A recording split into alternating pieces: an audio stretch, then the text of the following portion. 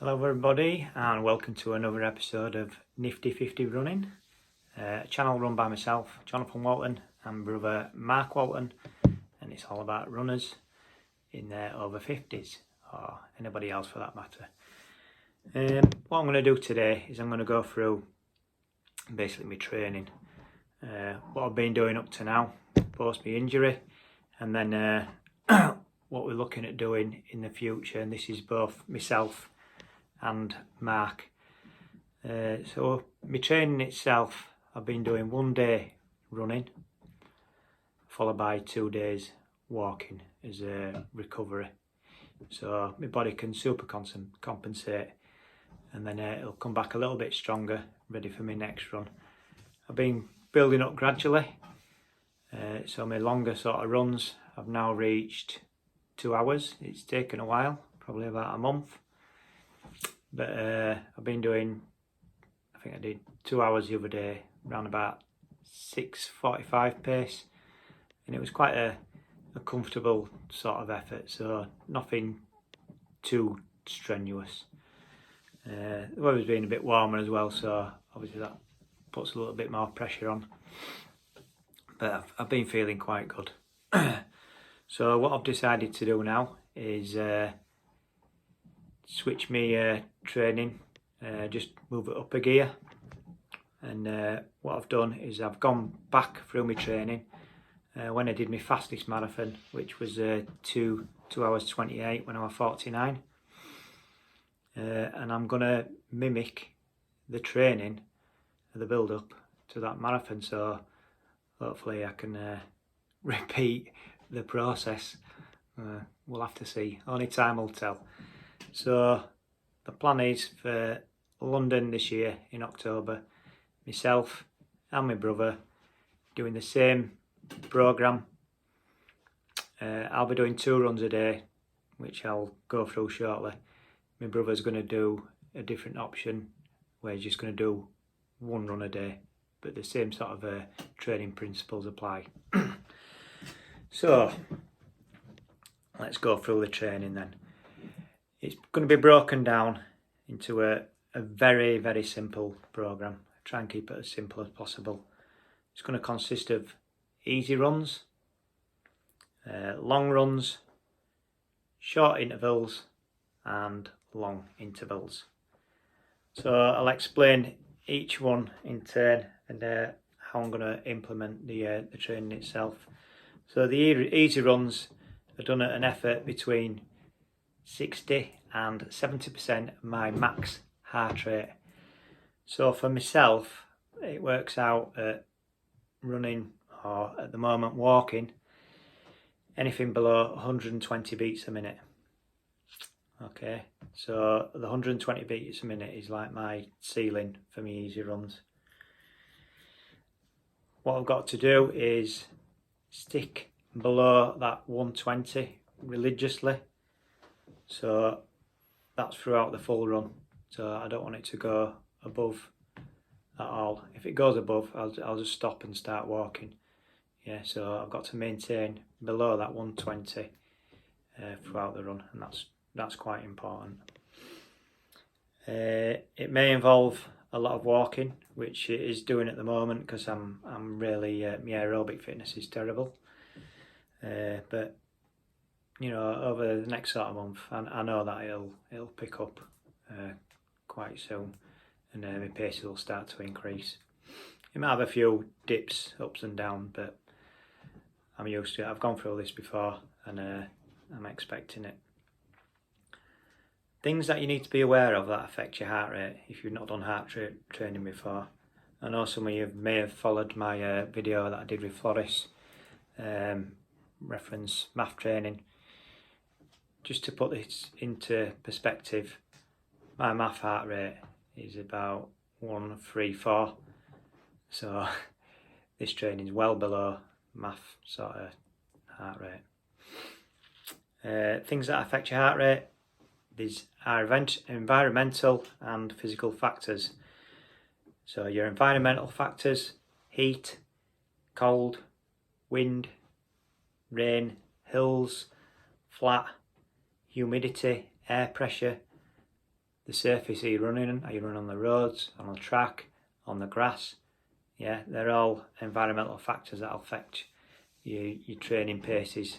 So if you're sticking to that same heart rate, yeah, expect it to dip up and down depending on, you know, the weather, the hills, that sort of thing. Physical factors that affect your heart rate. Are you hydrated or dehydrated? The food that you eat, what you eat, how much you eat, when you eat it. You know, if you eat straight just before a run, your heart rate's going to be a little bit higher. If you wait 3 hours, your heart rate's going to be a bit lower. The shoes that you wear, you know, are they quite heavy, are they quite bulky, have they got carbon fibre plates in? You know, that's going to affect your pace to heart rate. The clothes that you wear, if you wear a lot of layers in quite a hot day, that's going to slow you down, or you know, your pace to your heart rate. The time of day you train, I found that on a morning, my pace is always slower than later in the day for some reason. If you feel unwell, obviously that's going to affect your pace and your heart rate. If you're too unwell, obviously you're not going to train. Or things like, have you had a long stressful day? So all these different things, these different factors will affect your heart rate. What you got to do is just stick with it. Stick to the numbers throughout the full run. Okay, and then it'll hopefully make some gains and improve your running. So then, easy runs. I normally do anything from 40 minutes to 2 hours, and it'll make up the bulk of the training. The long runs, they're done at 70 to 80%. So for me, my maximum sort of heart rate on my long runs, I want it to be about 140 beats per minute, and they're going to be 2 hours plus. In the early stages, I'll probably start off at a lower heart rate, see how I feel. You know, I want to be doing like 3 hours. If I feel okay, I'll then go out on my next one, maybe add 5 beats, and then see how I go from there. But I don't really want to be going over 140 beats a minute. Yeah, it's just going to be too much stress for my body, especially if I'm training 15 hours a week. So that 140 beats a minute, it's about 80% of my max heart rate.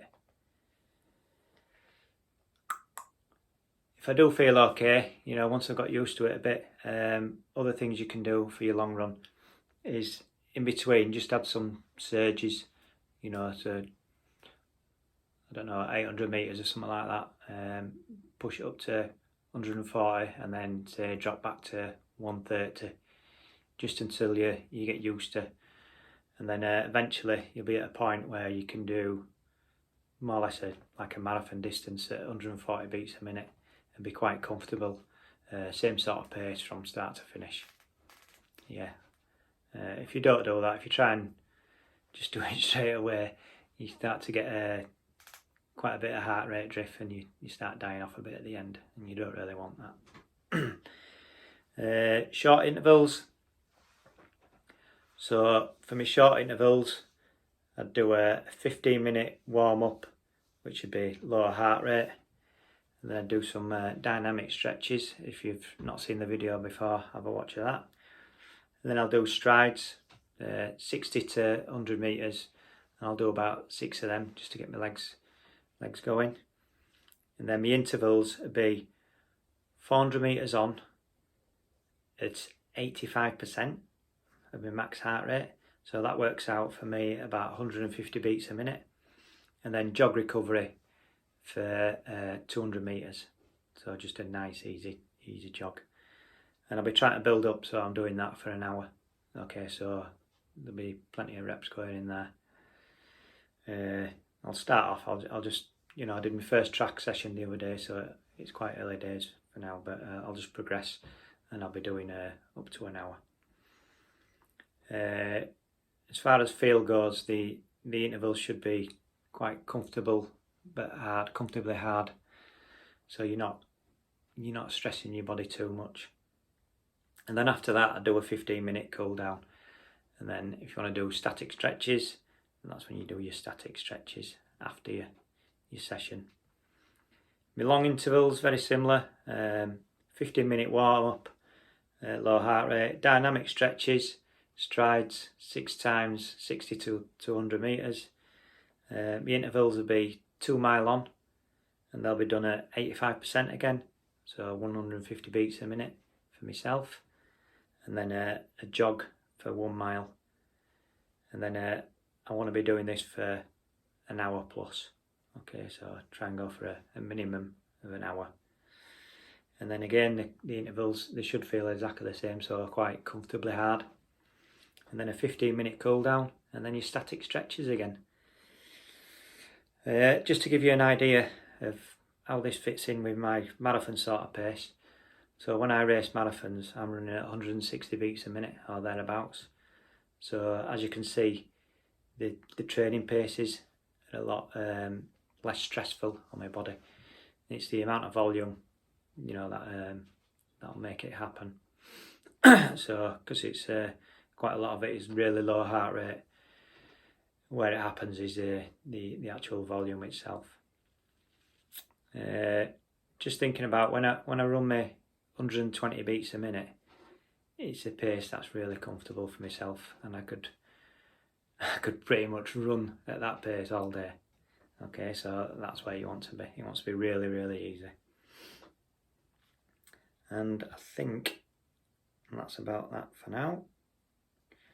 If you want to add some races in there, half marathon's a good distance. If you do run a race, just run it to feel. I won't bother with the heart rate. So if it's a race, it's a race. And that'll give you a good idea of your progress, how you're getting on. So probably first race, you know, give it a 4 weeks to 6 weeks before your training starts, and then put a race in there and see how you get on and see how you're progressing. And then you could do a race, you know, I like to race quite often, so every sort of like couple of weeks I like to put a race in there. I also like to do a marathon every now and again, but I won't go too hard on the marathon, you know, I'd ease off a little bit. So I mean, your 140 beats a minute for a marathon, you know, you still get some decent sort of times, and it's a good training, and you're running out with others. So that's something else to think about. So how does this fit into a weekly training plan? So I've got a rough idea written down in front of me. This is how I'm going to break it down. So on a Monday in the morning, this will be it. All my morning runs will be fasted, so straight out of bed, and then out before I have any breakfast, anything like that. It'll be an easy 40 minutes, so this is 120 beats a minute. And then PM, it'll be an easy 80 minutes. So my brother's doing a similar idea, but he's just going to do one run of 2 hours, but we're still doing 2 hours in the day. So Tuesday, easy 40 minutes, and then PM, short intervals down on the track. Wednesday, easy 40 minutes in the morning, and then PM, easy 80 minutes. Thursday, easy 40 minutes in the morning, and then PM, long intervals on the track. Friday, AM, easy 40 minutes, and PM, easy 80 minutes. Saturday, easy 40 minutes, and Sunday, easy 80 minutes, and then and PM, easy 80 minutes, and then Sunday, easy 2 hours plus. So I'm going to start it off easy, I'm going to build it up to me 3 hours, and then I'm going to add a little bit more intensity, so adding 5 beats a minute. So I'll probably I'll give it a go at 120 for 3 hours, and then if I feel alright with that, I'll up it to 125 all the way up to 140, and then hopefully it'll be a natural progression and I'll feel quite good at 140, and I should be getting some decent paces by then. Additional training I'll do every now and again on my easy days. I'll put in some hill strides, so like 10-12 second hill sprints and then a walk down recovery as part of my easy run, and I'll do about 10 of them. Training shoes I like to wear. I don't like to train in my carbon fibre shoes. I like to wear sort of like a minimalist sort of shoe. So for the bulk of my training, my easy runs and my long runs, I'll wear Adizero Boston or Ultra Escalante, depending on how my calves are feeling once they get a little bit stronger. For the track, I wear my track spikes, so my distance spikes. Again, quite a light, minimalist sort of shoe to get my lower legs really strong. I never wear anything with a carbon plate for any of my training.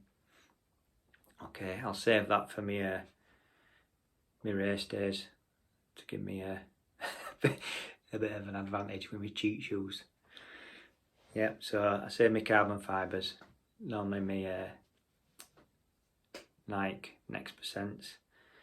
I'll save them for race days, and it just makes you feel a little bit better because you will be going a lot faster because it does give you an advantage. And that's about it for me training. So we've pretty much, myself and my brother, we started it this week, so we'll keep giving you updates.